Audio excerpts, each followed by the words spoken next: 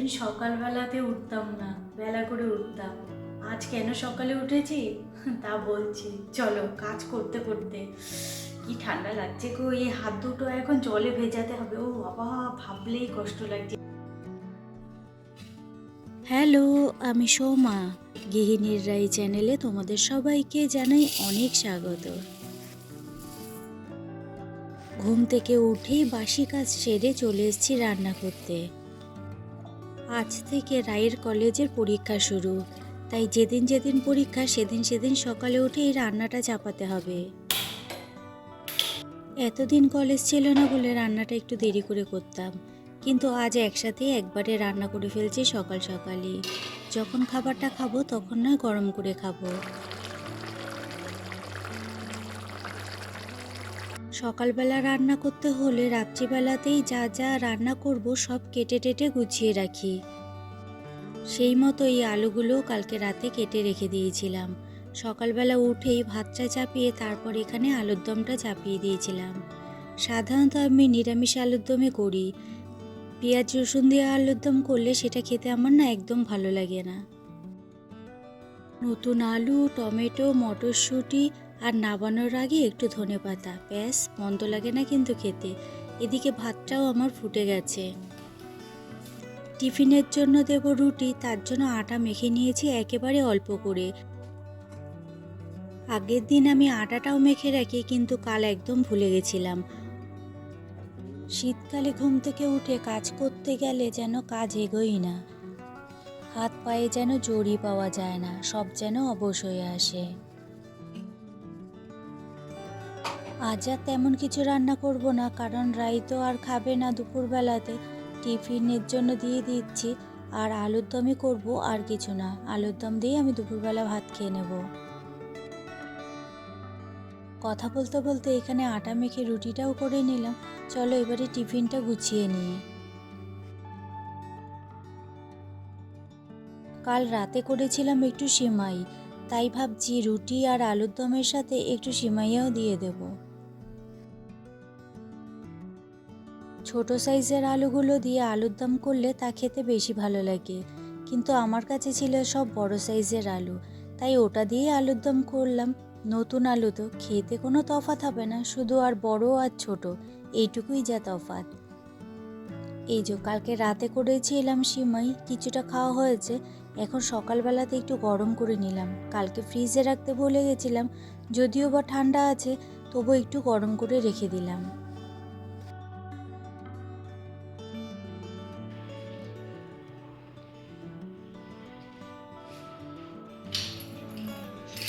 আবার সে আমার চাবিটা, টাটা টাটা। রাই বেরিয়ে গেল কলেজে, আমার রান্নাবান্না সব কমপ্লিট। রাই কলেজ যখন যায় তখন তো জানোই রান্নাবান্না পুরো কমপ্লিট হয়ে যায়। ও যাওয়ার আগেই ওকে খাইয়ে দিলাম, আর আলুর দম করেছি তা তো দেখলেই, ওই আলুর দম দিয়েই খাইয়ে দিলাম, আর টিফিন দিয়ে দিলাম। ও খেয়ে চলে গেল, আমিও সকালবেলা ওই দিয়েই খাবার খেয়ে নিলাম। সকালের টিফিন ভাতই খেয়ে নিলাম আজকে। আর জানো তো, কলেজ খোলা থাকলে সারাদিনের রুটিনটা ঠিক টাইম টেবিল হয়, আর কলেজ বন্ধ থাকলে তার টাইম টেবিল ঠিক মতো থাকে না। দুপুরের খাওয়া হয়ে যায় একটু বেলায়, আবার সকালের খাওয়া হয়ে যায় প্রায় 12টার দিকে। এর জন্য সব গোলমাল হয়ে যায়। আর কলেজ থাকলে পুরো একদম রুটিনের মধ্যে সময় বেঁধে বেঁধে করা হয়, এর জন্য সব কিছু ঠিকঠাক থাকে। যদিও বা উঠতে একটু কষ্ট হয় ঠান্ডার মধ্যে, তবু ঠিক আছে। রান্নাঘরের কাজ কমপ্লিট হয়ে গেছে। ঘরের কাজ আছে বলতে, ঘর ঝাড় দেবো, ঘর মুছবো, আর এদিকে কিছু কাছাকাছি আছে। এই যে দেখছো না লন্ড্রি ব্যাগটা, এই লন্ড্রি ব্যাগটা না ভর্তি কাছাকাছিতে। বিছানা চাদর আছে ওর মধ্যে দুখানা। বিছানা চাদর তুলছি আর পাচ্ছি, কিন্তু কোনো কিছু কাচ্ছি আর না। তা ওই চাদর আজকে কাচবো না, রায়ের কিছু জামা আছে, ওই জামাগুলো কাচবো। আর দেখি কতটা কি কাচতে পারি, কারণ আজকে রোদ উঠেছে ভালোই, তাই ভাবলাম যতটা পারি আজকে কেচে দিই। কেচে ঘরটা মুছে স্নান করে আসি, তারপর পুজো দিই। পরপর তো চলবে আজকে সারাদিনের রুটিন, যেমন প্রত্যেক দিন চলে আর কি। এটা আগে খাই। এটা সেই হাফ, দেখো, কমলা লেবু। রাই খেয়েছে, খাওয়ার পরে এইটুকু রেখে দিয়েছে, আর ও নাকি পাচ্ছে না খেতে। এটা কালকেই খেয়েছে। এটা এখন আমি খাবো, খেয়ে কাজে হাত দেবো। কতদিন কি অবস্থা বলো, রোদের কোনো দেখা নেই। আজকে রোদ উঠেছে, যতটা পারি আজকে কেচে দেবো। আবার দেখা গেল আজকে রোদ উঠেছে, কালকে আর রোদ উঠবে না, তাই না বলো? এরকমই তো হচ্ছে। তবুও জানো তো যে এই কয়দিন ধরে যা ঠান্ডা পড়েছিল আজকে একটু কম আছে।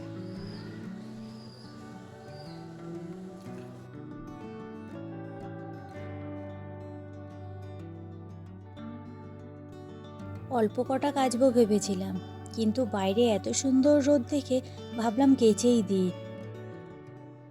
ব্যালকনিটা তো খুব ছোট, তার জন্য বেশি কাচলে পরে মেলার জায়গা আর হয় না, তার জন্য অল্প করেই কাচতে হয়। ভিজিয়ে তো দিলাম, দেখা যাক, কাঁচা হয়ে গেলে মেলার জায়গা ঠিকই বেরিয়ে যাবে। 1-2 দিন পর পরই জানো তো বেসিনটা পরিষ্কার করি। যদি 1-2 দিন পর পর বেসিনটা না পরিষ্কার করি না, তাহলে এত নোংরা হয়ে থাকে। সাদা রং তো, যেন নোংরাটা খুব তাড়াতাড়ি হয়। চলো, এবারে জামা কাপড় ভেজানো, বেসিন পরিষ্কার করা সব হয়ে গেছে। এবারে ঘরটা ঝাড় দিয়ে ঘরটা মুছে নেব। সকালবেলা বাসি ঘর তো একবার ঝাড় দেওয়াই হয়, কিন্তু আমি যখনই ঘর মুছি তার আগে একবার ঘর ঝাড় দিয়ে নিই। কিন্তু চুল কোথা থেকে আসে কে জানে, এত চুল পড়ছে না শীতকালে। চুল এত পড়ে, কিছুতেই তাকে কোনো রকমভাবে আটকে রাখা যাচ্ছে না। বর্ষার সময় চুল পড়ে, আবার শীতকালে চুল পড়ে, বোঝো কাণ্ড। গরমে এবার ঘামে চুল পড়বে, এরকম পড়তে পড়তে কোন দিন থেকে ন্যাড়াই হয়ে গেছি। এখন তো আস্তে আস্তে বেলাটা বড় হবে, এখন কাজ করতে বেশ ভালো লাগবে। না হলে এতদিন তো এক্সট্রা কাজ করাই যেত না। কি করে যে বেলা চলে যেত ঘরের টুকটাক কাজ করতে করতেই, বোঝাই যেত না। কাঁচা ধোয়া করে আস্তে আস্তে রোদ পালিয়েছে। আর একটা ভুল হয়েছে জানো, ঘরটা যে মুছেছি যে আমি ফ্যানটা না চালিয়ে চলে গেছিলাম, আর ফ্যান না চালিয়ে যাওয়াতে ঘরটা এসে দেখি শুকায়নি, ওরকমই ভেজা রয়েছে। এখন ভাবছি পুজোটা দেবো কি করে বসে। আমার তো নিচে বসে পুজো দিতে হয় জানোই, আসনে যদিও বা বসবো। আর এই যে টলিটা দেখছো না, এতদিন ছুটি ছিল রায়ের, বললাম যে ওপরের এই টলিটা আর কি ঢুকিয়ে দিতে তোমার ওই খাটের বক্স খাটে, কিছুতেই আর ঢোকালো না। আর এখন তো ঢোকাবেই না, যেহেতু এখন পরীক্ষা শুরু হয়ে গেছে, তাই বাইরে এনে রেখে দিলাম। ঘরটা সেই জাম হয়ে রয়েছে, তার জন্য বাইরে এনে রেখে দিলাম। এই ফুল গাছটাতে কত কড়ি দেখেছো? অনেক দিন ধরে কড়িগুলো রয়েছে, বড়ও হচ্ছে না, ফুলও দিচ্ছে না। ও মনে হয় শীতে আর ফুটতে চাইছে না। সমস্ত জামা কাপড় ভিজিয়েছি, সাথে একটা বেড কাপড়ও ভিজিয়েছি জানো, কিন্তু ওটা মেলার জায়গা হবে কিনা কে জানে। সব কটা জামা কাপড় মেলার পর বুঝতে পারবো বেড কাভারটা মেলার জায়গা হয় কিনা। জায়গা অল্প, তবুও আমার প্রতিদিন কাচতে ভালো লাগে না, কিন্তু প্রতিদিন কাচলে এই অসুবিধাটা আর হয় না। সব মেলে দিলাম দেখো, একটুও জায়গা নেই, পুরো ভর্তি। এ পাশটাও ভর্তি, এ পাশটাও রয়েছে, এই দড়ির মধ্যেও দিলাম, এই পাশে ফুল গাছের ওপরে দিলাম, কিছু করার নেই, আর জায়গা নেই। এখনও একটা বেড কভার রয়েছে, ওটা বাথরুমে রয়েছে এখনও, ওটার মেলার জায়গা নেই, এর জন্য ওটা এখন মেলতে পারবো না। এগুলো কিছু শুকাক, তারপরে ওটা মেলবো। এগুলো তো আর আজকে শোকাবে না, কালকে শোকাবে, তারপরে বেড কভারটা মেলবো। আজকে একটু কাঁচা ভেজানোটা বেশি হয়ে গেছে। বেলপাতা তুলসী পাতা রয়েছে, কিন্তু ফুলটাই শেষ হয়ে গেছে, তাই আজকে ছিঁড়ে ছিঁড়েই প্রত্যেকটা ঠাকুরকে দিয়ে দিলাম। আর গাছে তো ফুল ফোটেইনি, গাছে ফুল ফুটলে নয় 2-1টা ফুল এনে ঠাকুরকে দেওয়া যায়। আবার কাল যখন বাজারে যাব তখন নিয়ে আসবো ফুল। একদিন ফুল আনলে আমার চলে যায় প্রায় 3-4 দিন মতো। আর এখন যেহেতু শীতকাল, গাঁদা ফুলটা দেয়ও অনেক বেশি করে।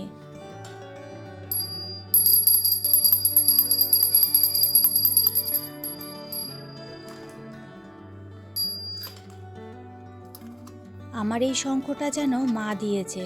আমার যেই শঙ্খটা ছিল সেটা অনেক ছোট ছিল, সেটা বাজতেও সুন্দর, কিন্তু এই শঙ্খটা মা বাজাতে পারে না, তার জন্য মা আমায় দিয়ে দিয়েছে।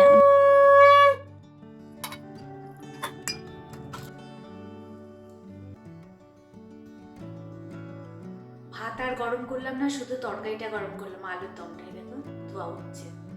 এখন ভাতটা খেয়ে নেবো, আজকে আর কিছু করিনি, আলুর দম আর ভাত করেছি। আজকের মতো ভিডিওটা এখানেই শেষ করছি। ভালো লাগলে লাইক, কমেন্ট, শেয়ার করো আর সাবস্ক্রাইব করে আমার পাশে থেকো। চলো আজকের মতো টাটা।